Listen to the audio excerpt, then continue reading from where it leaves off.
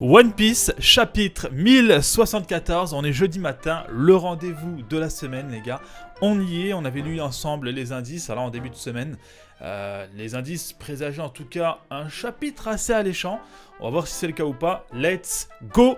Alors, chapitre 1074 intitulé Mark 3. Ok, donc Mark 3, je sais pas du tout à quoi ça fait référence.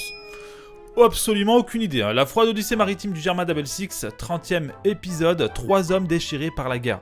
Ok, donc là on a les César Clown, donc Queen et Judge qui se font la guerre, et vu leur tempérament et leur caractère de chien, ça ne m'étonne absolument pas. On passe à la première page. Egg, Ed, étage du laboratoire. Vous n'êtes pas avec la marine? Ne laissez pas les armes du gouvernement se mettre en travers de notre chemin. Mais comment oses-tu? Oh, intéressant, intéressant. On a des membres du gouvernement mondial, des Romdon, donc voilà, des personnages lambda, j'ai envie de te dire, pas forcément balèzes, mais avec des roquettes, avec des armes, ce qu'on a déjà pu voir sur justement NES Lobby, face à un PX. C'est pas le policier là, Kuma, c'est encore un autre, hein, c'est un personnage qu'on n'a pas encore vu. Ok, donc il y aurait apparemment plusieurs Kuma, je sais pas ce qu'il fait, une espèce de barrière. Enfin, je sais pas ce qu'il fait. Je sais pas du tout c'est quoi. De la gélatine et il bloque, j'ai l'impression. Le coup de canon là, le lance-roquette. Ah, mais c'est quoi ce pouvoir? C'est une bulle bouclier. C'est Vegapunk qui l'a inventé. C'est un bouclier très puissant. Ils sont à un tout autre niveau que ceux présents durant la guerre au sommet. Oh, mais non, ce sont les pacifistas Mark III. D'accord. Armes de combat du groupe scientifique de la marine. Ne résistez pas, allez à l'usine B. Que tout le monde se rende. Si vous vous battez contre lui, vous finirez par mourir. Ok, donc on a des pacifistas plus puissants que ceux sur Marineford apparemment. Incroyable, incroyable. Après j'ai envie de te dire quels sont leurs pouvoirs. Bon, on voit le trou là dans la main gauche. Donc ils ont le laser de Kizaru. Dans la main droite, c'est un peu comme Barbe Noire, hein. Main droite, main gauche, Furu des Ténèbres et Gura Nomi dans l'autre main. C'est un peu le même délire, sauf que dans la main droite on a le bouclier, et dans la main gauche on a l'attaque de Kizaru. Assez intéressant, assez intéressant. Donc Vegapunk aurait peaufiné les pacifistas. Ok, et puis c'est sa garde, on va dire, entre guillemets personnelle, rapprochée puisque sur l'île. Très intéressant. On lui a donné des ordres. C'est impossible qu'un pacifista agisse de lui-même de cette façon. Vous êtes en état d'arrestation. Ok, donc là il y a un premier questionnement des agents du gouvernement mondial. Qui lui a donné ses ordres? Est-ce que le pacifista agit de lui-même, un peu comme une Stussy? Donc on aurait clairement, on serait clairement sur de très gros progrès dans l'évolution des pacifistas et ce serait un truc de ouf. Après il y a déjà les Séraphins, il y a Stussy en tant que clone. Ce serait pas vraiment étonnant, hein. Labo, ne bougez pas. Vous allez vous blesser. Quelle journée. Mais qu'est-ce qui se passe là-haut? On ne sait pas vraiment. Mais non, Sentomaru, ok. Donc avec des bandages un peu partout, dans un état assez critique. Ils ont même fermé le Frontier Dome. Je ne peux pas joindre le Viepunk. Ok, intéressant. Donc on a le retour de Sentomaru avec Kizaru qui arrive, hein, faut pas l'oublier. Je gère. On fera sortir Papy quoi qu'il arrive.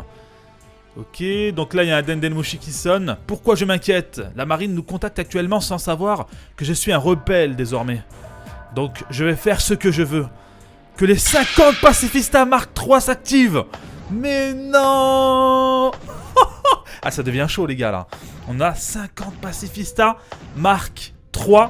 Donc plus puissants que ceux qui étaient sur Marineford, qui vont s'activer et qui vont être du côté des Mugiwara. Et ça c'est intéressant parce que s'il y a autant de pacifistas du côté des Mugiwara, c'est que la menace en face va être extrêmement imposante et importante. Et là, forcément, je pense à l'autre J. Garcia qui arrive. Hein. Donc, voilà, les pacifistas, eux, sont directement sous le commandement de Sentomaru. Donc, je pense pas qu'ils ont le même schéma de commandement que les Séraphins. Eux, les Séraphins se font commander directement par un échelon, on va dire, par une échelle d'importance de personnage, à savoir que le Gorosei est assez haut justement, et je crois qu'ils étaient tout en haut d'ailleurs. Sauf que maintenant, pour les pacifistas Mark III, je pense pas que ce soit le cas. Donc si jamais J. Garcia arrive et débarque sur l'île et qu'il réussit à récupérer les Séraphins de son côté, il y aura 50 pacifistas en face. Et ces 50 pacifistas sont pas négligeables puisque ce sont les Mark III. Maintenant les Séraphins, je suppose qu'ils sont plus forts que ces pacifistas. Mais voilà, c'est assez intéressant parce qu'on pourra toujours retenir J. Garcia, Kizaru ou encore les Séraphins pour peut-être pouvoir se barrer de l'île. Chapeau de paille va laisser le docteur Vegapunk monter à bord de son navire. Vegapunk doit s'en sortir indemne, c'est votre mission. compris. Ok, donc c'est bien Santomaro en rapport avec la question du mec du gouvernement mondial qui se posait la question qui leur donne des ordres. Est-ce qu'on leur donne des ordres? Forcément, c'est Santomaro. Ok, donc non, là la réponse. La marine agit bizarrement. Allez jeter un œil et laissez-nous sortir. Il va certainement se passer quelque chose sur cette île. Quoi qu'il arrive, assurez-vous que votre créateur quitte cette île. Ok, donc là on annonce très clairement que quelque chose de très grand va se dérouler. 50 pacifistas. Ok, donc il va certainement se passer quelque chose sur cette île. Ça, c'est un petit teasing, tu vois. C'est un petit teaser pour expliquer qu'il y a quelque chose de très gros qui va arriver. Et quand on parle de quelque chose de très gros, c'est peut-être pas à l'échelle de ce qui s'est passé avec Sabo et Im-sama. Rappelez-vous l'île qui explose, qui est complètement annihilée et détruite. Mais il va peut-être se passer quelque chose d'assez important qui va peut-être même impacter le monde et cette future guerre. En tout cas, on a tous les ingrédients. Ouah, cet endroit est génial! On est dans le futur. On ne devait pas mettre les voiles. Je veux voir le Stella. Où est-il? Ok, donc là, on a Zoro, Brook et Stussy avec les combinaisons du futur. Ok, on est complètement dans le thème et Zoro, j'ai envie de te dire, il est tellement stylé, les gars. C'est Zoro, les gars. Et encore une fois, bah... personnage féminin, tenue, je vais pas dire assez osé, mais t'as capté quoi. Nous avons deux problèmes, restez calme et écoutez. Premièrement, le Stella est introuvable. Ok. Donc il y a un des Vegapunk qui est introuvable. Donc il aurait été kidnappé, à voir. Deuxièmement, le Frontier Dome ne fonctionne pas correctement. T'as l'air d'aller mieux. Ok, nous avons... Ok. Donc on a des éléments assez importants les gars dans cette page. Ça veut dire qu'on ne peut pas quitter le laboratoire. Ok, donc là ils sont enfermés en fait. Si nous partons maintenant, nous allons finir brûlés à mort par les lasers. Donc en fait le Frontier Dome s'est refermé sur eux. Donc ils sont complètement bloqués. Il y a un des Vegapunk qui est absent à l'appel. Et voilà, donc c'est un foutu bordel. Forcément, donc ce problème de dôme qu'on a déjà vu récemment en fait, il y a 2 ou 3 chapitres. Et maintenant, encore une fois, aujourd'hui, serait lié donc à ce fameux Vegapunk qui est Stella. Maintenant, où est-il passé? Moi, je pencherais peut-être sur un caribou qui l'aurait kidnappé et qui justement serait en train de l'utiliser. Je pense. En général, il est possible de voir tout ce qu'il se passe dans le labo depuis ses écrans. Mais à cause du choc provoqué par le combat des Séraphins, les escaméras ont changé de position initiale et ont perdu conscience. Intéressant. Donc les moyens visuels, donc les caméras en fait, ont été détournés de leurs objectifs initiaux. L'angle initial a été modifié et ils sont même tombés inconscients. Maintenant, est-ce que c'est réellement à cause des combats ou est-ce que justement il y a un personnage dans l'ombre, tapis dans l'ombre, qui s'amuse à jouer avec eux? Un des satellites est parti les vérifier. Ok, donc ça c'est intéressant. Un des Vegapunk qui est parti vérifier justement ce qui se passe tout simplement. Shaka, c'est Pythagore. On dirait qu'il n'y a personne dans la tour C. D'accord, et dans la suivante? Ok. Donc allons le chercher. On doit se dépêcher de le trouver pour pouvoir mettre les voiles. Je viens avec toi. Je vais le chercher aussi, je suis inquiète. Waouh, ceci d'amour, emmène-moi avec toi. Ok. Ok, donc les Mugiwara, il y a des petites alliances qui se forment là, vite fait, pour aller chercher, je crois, Vegapunk et voir un peu ce qui se passe dans le labo parce que c'est un sacré merdier. Intérieur du labo, Nikyu Room. Bonnet, ne touche pas à ça! Tais-toi et sors d'ici! Ok, donc ça c'est le flashback avant que Vegapunk ne disparaisse complètement. Wesh, c'est quoi cette scène-là? Ouah, ok, donc il y a quelqu'un qui pleure. Qu'est-ce qui ne va pas? Ok, donc je suppose que c'est Kuma. Ah oui, il a une sacrée tronche, hein. Kuma gamin, hein, si j'ai bien compris. Hein, papa? À l'aide! Sauvez-moi, je ne peux pas partir! Viens avec nous, on l'a trouvé, espèce de salaud! Viens avec nous tout de suite! Si tu fuis, nous serons tous tués! Je ne veux pas partir! Ah ouais, d'accord, putain, il se fait frapper. Dans une case, on voit, il se fait frapper. Et il y aurait des mecs, espèce de salaud, viens avec nous tout de suite. Si tu fuis, nous serons tous tués. Donc apparemment, des mecs, peut-être qui font justement partie de son île. Est-ce que ce serait pas son île natale? Est-ce que les mecs de son île ne l'auraient pas vendu à cause au GM, à cause justement peut-être de son espèce ou de ses capacités? Waouh, c'est sombre. Hein. Je ne veux plus jamais y retourner. Pourquoi tu pleures? T'es qu'un sale gosse. Je ne peux pas m'approcher, mais qu'est-ce qui se passe? Ok, Bonnie qui comprend pas ce qui se passe, mais bon, elle est dans les souvenirs, donc elle peut pas agir directement, elle peut juste visualiser. Reviens ici! Alors tuez-moi, de toute façon, je vais mourir! Quoi? Ok, Bonnie qui est choquée. Stop! Ça fait mal, je suis désolé. Arrêtez ça! À l'aide, ça fait mal, je suis désolé! Quelqu'un au secours! Arrêtez ça, s'il vous plaît! Ok. Donc on a des souvenirs assez sombres hein, sur Kuma. Kuma, enfance difficile. Il aurait été torturé, frappé, pour être livré au GM, je pense. Il aurait déjà goûté à ça, justement, il explique un peu plus haut. On a une petite case où on voit un château, un royaume, donc je pense que là on est clairement sur son île natale. Hein. Et là, le GM justement a dû peut-être menacer l'île. En gros, vous nous livrez Kuma ou on s'en prend directement à tous les habitants de l'île, ou un truc comme ça, je pense. Waouh. Ok, donc là on a Jewel Ribboni qui est sorti de la bulle de souvenir. Et on a en même temps Kuma sur Marie-Joas qui est en train de monter. Ah ouais, d'accord, donc là ça fait lien en fait. Kuma qui s'est fait torturer lorsqu'il était jeune, je pense que ça doit être très certainement lié au Tenryobito, au GM, peut-être à Im-sama, tout ça quoi. Et là en même temps justement il va sur Marie-Joas sûrement pour se venger justement. Mais pourquoi ne l'aurait-il pas fait plus tôt? C'est ça la question. Bartholomew Kuma est en train, abattez-le. Ok, putain c'est vraiment triste, hein. C'est vraiment sombre. Je ne suis pas prête pour voir ça, pas encore. Mais si je ne sais pas ce qui s'est passé, je ne pourrai rien comprendre, pas vrai papa? Ok, donc là, Jewel Ribboni qui s'apprête à retourner justement dans la bulle de souvenirs de son père. Tout ce qui se passe, c'est parfaitement clair. Les Séraphins sont nés ici. Ok, donc là on a un des Vegapunk. Maintenant, où es-tu, Stella? Ok, donc sûrement le Vegapunk qui est en charge justement d'aller voir un peu ce qui se passe au niveau des caméras et tout, qui était justement en ligne avec Pythagore. Ok, oh, il y a un bruit derrière là dans l'ombre, hein? Ok, ça explose. Ok, explosion. Ok. Donc il y a un personnage tapis dans l'ombre qui agit. Donc ça, on s'en doutait. Mais moi je pense vraiment que c'est Caribou, les gars. Je pense que Caribou a kidnappé le Stella et est en train de jouer justement avec eux. Hein. Maintenant, pourquoi il fait tout ça? Il avait peut-être le champ libre pour se barrer. Il a vu que c'était chaud quand même. C'était une île de Vegapunk. Il était pas bien à la base, Caribou, donc c'est un peu bizarre quand même, c'est bizarre. Regardez ça, un scoop incroyable vient d'arriver. Clic, le gouvernement mondial souhaite assassiner nul autre que le docteur Vegapunk. Ils veulent vraiment tuer le plus grand génie du monde. Ils veulent reproduire l'incident d'Ohara. Putain, il est déjà au courant, mais il est trop chaud les gars, Morgan. Et du coup, il était au tel, donc il a reçu l'information. Qui lui a donné l'information?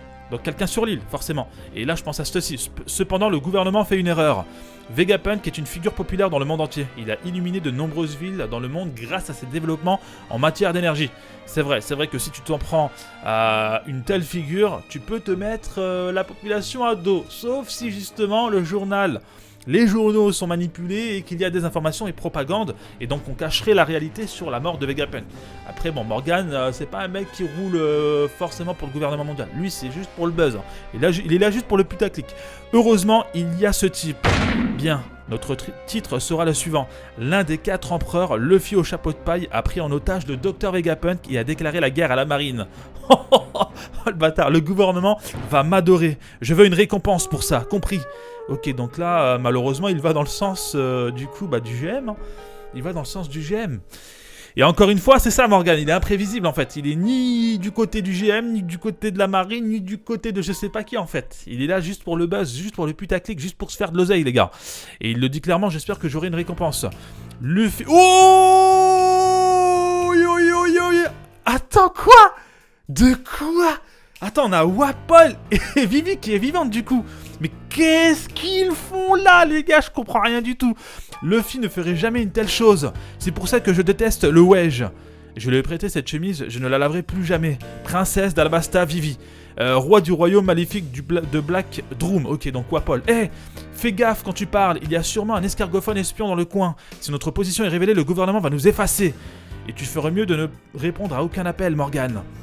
What? Attends, Vivi avec Wapol, c'est quoi ce bordel? Ok, on va y revenir après. Hein. La fille qui pleurait jusqu'à hier, ne sois pas si coincée et ne juge pas mon travail. Celui qui fera trembler le monde, ce sera moi. Il n'y a pas de vérité ou de mensonge. Le journal n'est qu'un divertissement et on a la fin du chapitre. L'information circule dans le monde entier. Chapeau de paille a kidnappé Vegapunk et Chapeau de paille est en train de se mettre à dos toute, peut-être justement, la population mondiale qui kiffe justement ce Vegapunk qui est venu en aide à plusieurs, il y a tellement de populations et d'îles. Bref, le chapitre est terminé. Alors on va commencer par la note. Je suis sur un bon 7 sur 10. On est très en dessous de ce que je croyais qu'on allait avoir. Voilà, pour les leaks, en tout cas pour les indices, Ça laissait sous-entendre qu'on aurait des amiraux, qu'on aurait peut-être même les primes des amiraux et donc forcément la cross guild. On n'a pas eu tout ça, je suis un peu dégoûté en réalité. Mais c'est pas grave, c'est le jeu justement des indices. Des fois on a des bonnes choses hein, qui sont totalement valides. Et des fois malheureusement on est sur des fakes entre guillemets spoil, leak, indices. Donc il n'y a pas de souci à ce niveau-là. Donc on est sur un chapitre, quoi qu'il arrive en dessous de ce qu'on a eu jusqu'ici. Voilà, Oda redescend un peu en intensité. On comprend qu'il y aurait un personnage tapis dans l'ombre qui agirait justement à l'encontre et contre les Vegapunk et contre cette alliance Mugiwara, Bonnie, etc. etc. Dans la question de Wapol, pourquoi il se retrouve avec Vivi, le mec est assez mauvais, c'est un mec qui est mauvais dans le fond, je ne comprends absolument pas. Maintenant, est-ce que Wapol a vu des informations ou des choses qu'il n'aurait pas dû voir justement à Marie-Joase? Et du fait que justement, c'est lui le sauveteur de Vivi, il y a moyen. Peut-être que justement, il a vu l'assassin de Cobra, et c'est peut-être un des 5 doyens, ou peut-être les 5, ou peut-être Im-sama, à voir, hein, on verra par la suite. Et peut-être qu'il l'a vu, et qu'il en a été informé, qu'il l'a vu tout simplement, qu'il a eu les informations. Et donc, par ailleurs, il a préféré sauver Vivi. Alors, écoutez les gars, on est sur un chapitre, j'ai envie de te dire, pas moyen, un peu au-dessus de la moyenne quand même. On a des pacifistas Mark III au-dessus des anciens pacifistas. On a un des 5 doyens qui arrive, donc je pense qu'il va récupérer les séraphins. Donc là, on est clairement sur une grosse bataille qui se profile. Avec un sauvetage des Mugiwara. Maintenant, pour Vegapunk, est-ce qu'il va réussir à s'en sortir ? Ça m'a l'air compliqué quand même. Je pense que tout ne va pas se passer comme on le croit. Je pense pas qu'on sera sur un sauvetage complet des Mugiwara et de l'Alliance, avec toute l'Alliance qui va se barrer sur Elbaf. Je pense qu'il y aura au moins une perte. Est-ce que c'est Sentomaro ? Je sais pas. Est-ce que c'est un autre personnage ? Est-ce que les Vegapunk vont devoir se sacrifier, les satellites, pour sauver le vieux Schnock ? Je sais pas. En tout cas, ça sent mauvais. Et Jawel Bonnie qui s'apprête à revoir les souvenirs. On sait qu'elle est dans l'émotionnel, on sait que c'est son père, ce qui est tout à fait normal. Est-ce qu'elle va pas péter un câble et attaquer le Gorosei ? Est-ce qu'elle va pas péter un câble et essayer d'attaquer Kizaru ? Je pense honnêtement que tout ne va pas se passer comme prévu et c'était justement les paroles de Kizaru. On sait que voilà, il y a un Yonko, il y a une alliance, il y a un scientifique de génie. Faut pas oublier que les gars, il y a un des 5 doyens qui arrive avec un amiral avec une flotte comme pas possible de navires de guerre. En plus de ça, si tu rajoutes les séraphins qui vont probablement être de leur côté, ça sent mauvais, hein. Moi, je pense que un ou deux personnages va peut-être y rester. En tout cas, à voir par la suite. En tous les cas, les gars, le chapitre est terminé. Dites-moi ce que vous en pensez. Qui est cette personne tapie dans l'ombre ? Est-ce que c'est un personnage que l'on connaîtrait ? Est-ce que ce serait un nouveau personnage ? Dites-moi ce que vous en pensez. La note de votre note du chapitre, excusez-moi. N'hésitez pas à vous abonner, à liker, le commentaire qui fait plaisir. Je vous dis à très bientôt. Peut-être une vidéo ce week-end, on verra. Prenez soin de vous, les gars. C'était Roro. Peace.